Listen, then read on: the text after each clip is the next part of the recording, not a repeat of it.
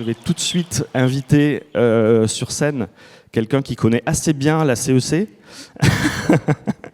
Eric, qui est notre le cofondateur de la CEC et qui va vous parler aujourd'hui de comment au sein de la CEC, c'est quoi notre plan de développement et comment on va embarquer aussi nos écosystèmes. À toi, Eric.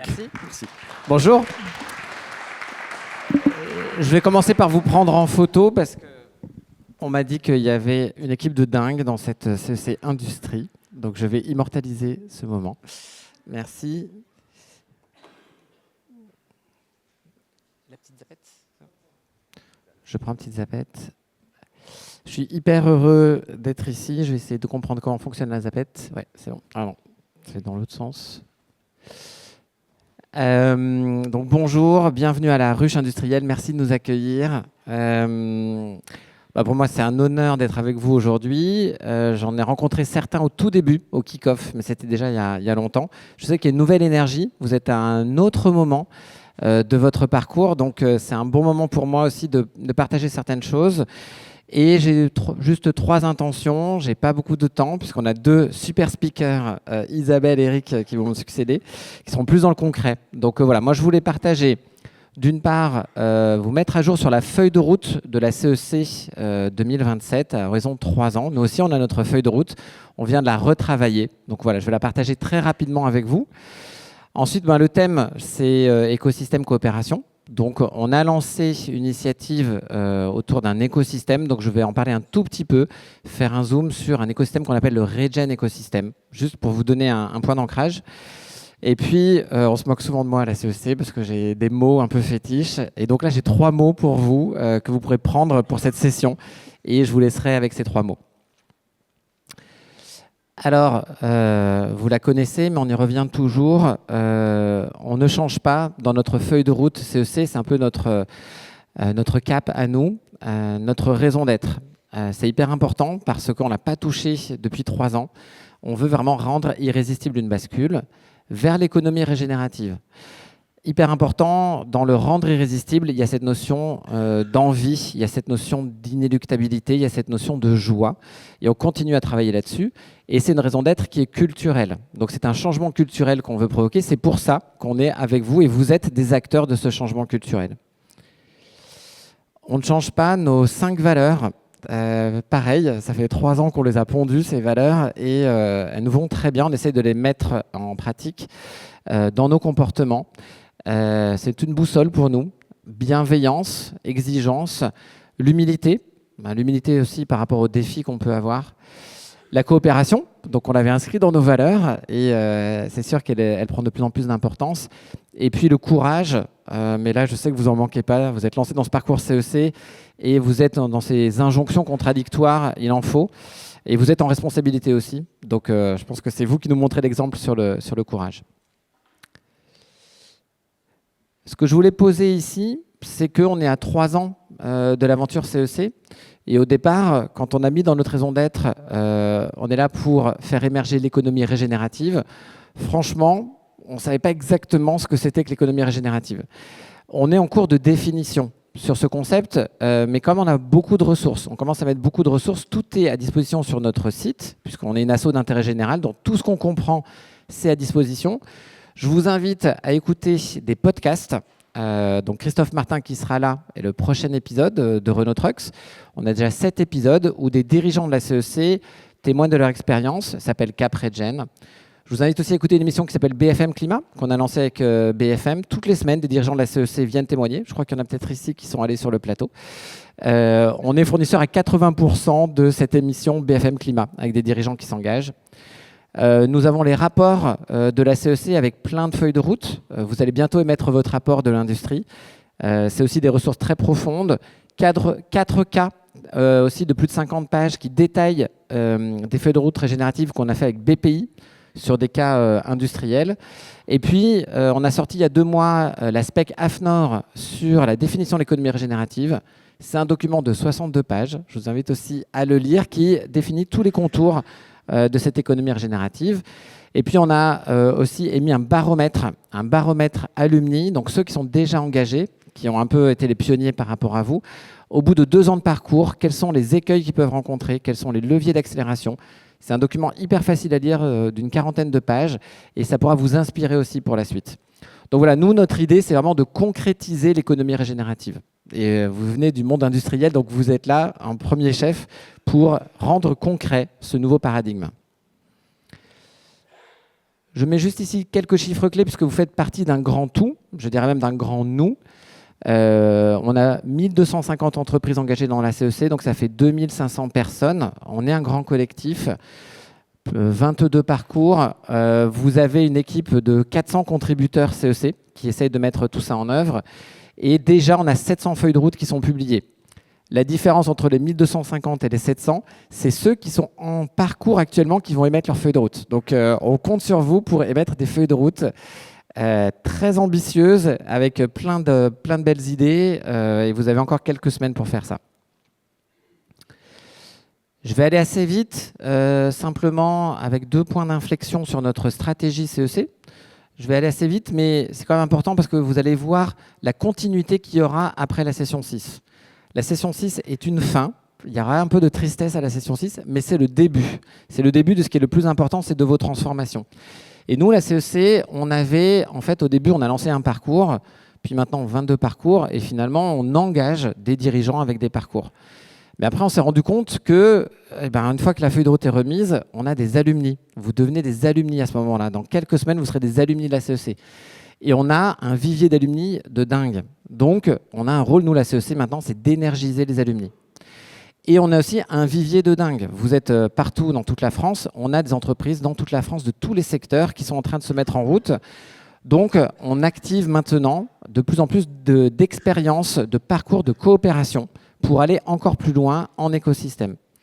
Et puis, on a une 4e raison sociale qu'on a ajoutée aussi à notre raison d'être, c'est de faire écosystème avec d'autres mouvements. Les CEC, on essaye de faire le maximum, mais on ne va pas y arriver tout seul. Et donc, on a besoin de faire écosystème, notamment que le milieu de la transition, le milieu français de la transition est le plus actif au monde. Et donc, on crée des alliances pour essayer de faire cette bascule tous ensemble. Et c'est le petit zoom que je vais faire maintenant. Alors, faire écosystème, ça va être très rapide, j'ai juste 2 slides. Mais il me semble qu'il faut commencer peut-être par les fondamentaux. Et ce que je vous propose, c'est 3 concepts, 3 ingrédients pour réussir à faire écosystème. Et donc là, ça s'adresse à vous, avec vos parties prenantes, avec vos chaînes de valeur. Le premier ingrédient, c'est d'expliciter des valeurs partagées.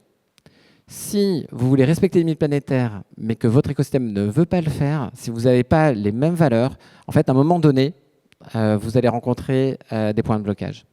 Donc, mais il faut les expliciter. Le deuxième point, hyper important, c'est d'honorer les singularités de chacun.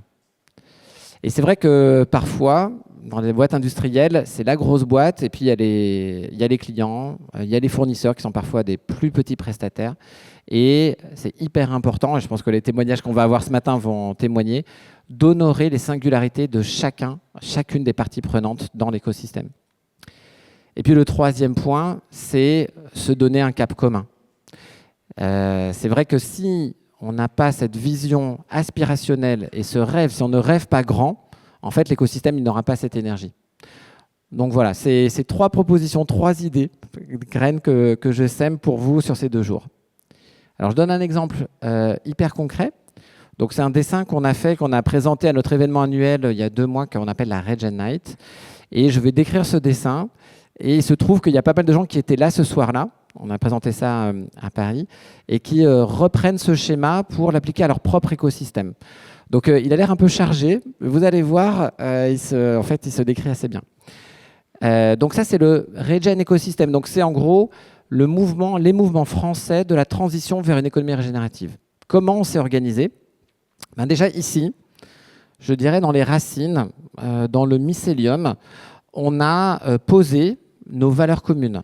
Alors, valeurs communes, par exemple, diversité et inclusivité, adopter les principes du vivant, la coopération, respecter les limites planétaires, sociales et solidaires. Voilà, c'est ces grandes valeurs qu'on partageait en fait dans différents mouvements. Et on a laissé de la place, parce qu'en fait, on a sans doute d'autres valeurs qui vont venir, mais on a défini nos grandes valeurs. Et puis ensuite, sur ces valeurs, il y a des arbres qui poussent. Alors les arbres qui poussent, nous, la CEC, on est un arbre parmi d'autres.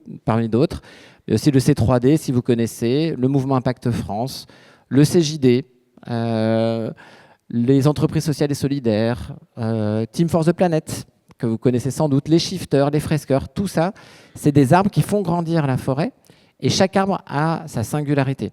Et il y a aussi des petits arbustes, il y a aussi des champignons, on a un peu de tout, des grands mouvements, des plus petits mouvements, et on respecte ces singularités, on fait en fait forêt ensemble.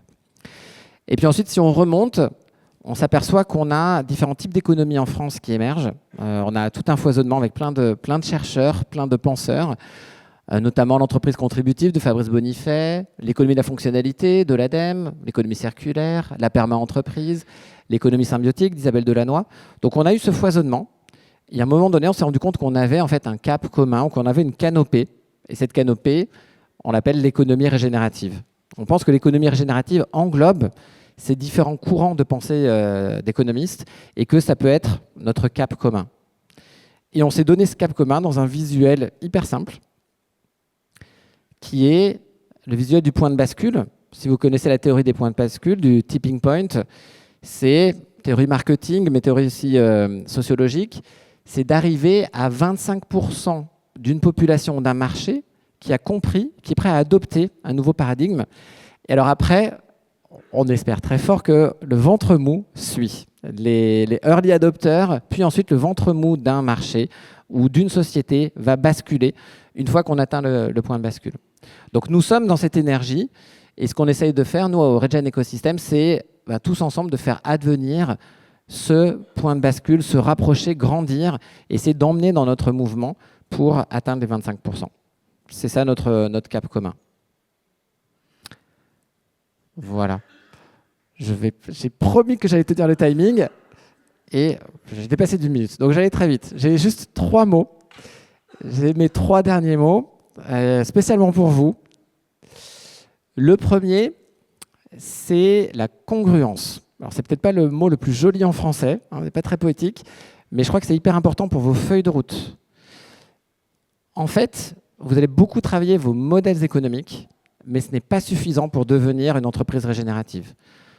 Hyper important de travailler la gouvernance notamment le partage des décisions, le partage de valeurs, et vos modèles de management et de leadership. Vous ne pouvez pas être dans un leadership hyper descendant, hyper brutal, avec des modèles économiques régénératifs. Donc voilà, pensez vraiment congruence dans vos feuilles de route. N'oubliez pas la partie un peu soft de vos feuilles de route. Mon deuxième message, c'est qu'à partir d'aujourd'hui, ou je dirais surtout en session 6, c'est que vous devenez des porte-drapeaux. Donc, transformer votre entreprise, c'est hyper important, mais n'oubliez pas de porter le drapeau pour aller faire grandir le mouvement, faire grandir ce que vous avez compris. Donc voilà, devenez des porte-drapeaux de la CEC, mais surtout de vos entreprises et de vos idées. Et je termine, évidemment, par le mot coopération. Et je vous invite à vous projeter peut-être dans ce visuel. Vous allez devenir des alumni de la CEC. C'est une valeur cardinale pour vous. Et donc, nous, on parle toujours du CDI. La CEC, ça ne va pas s'arrêter en session 6. Hein, c'est une coopération à durée infinie. Voilà. Je vous laisse sur ce visuel. Merci beaucoup. Merci Eric. Tu as presque tenu. Merci.